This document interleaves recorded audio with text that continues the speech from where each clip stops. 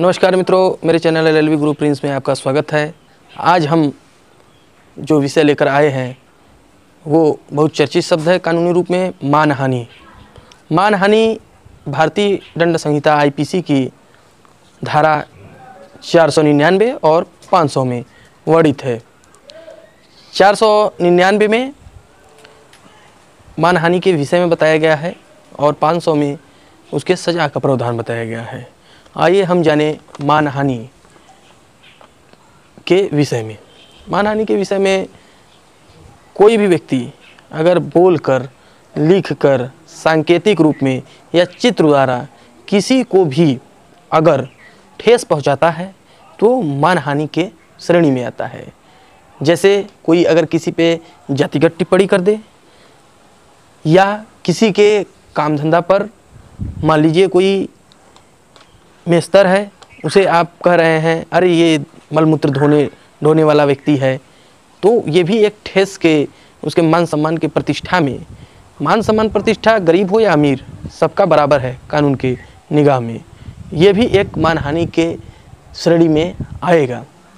और सबसे बड़ी बात इसमें भारतीय परंपरा में मृतक लोगों को, जो मरे हुए लोग हैं, अगर आप उन पर भी कोई आपत्तिजनक टिप्पणी करते हैं, उन पर भी अगर कोई आपत्तिजनक टिप्पणी करते हैं तब भी वो भी मानहानि के श्रेणी में आएगा। कोई मृत व्यक्ति है, अगर उस पर कोई झूठा आप आरोप लगाते हैं या उसका मजाक उड़ाते हैं तो भी वो मानहानि के ही श्रेणी में आएगा, क्योंकि भारतीय परंपरा में मृतक व्यक्ति को भी सम्मान से रहने का अधिकार प्राप्त है।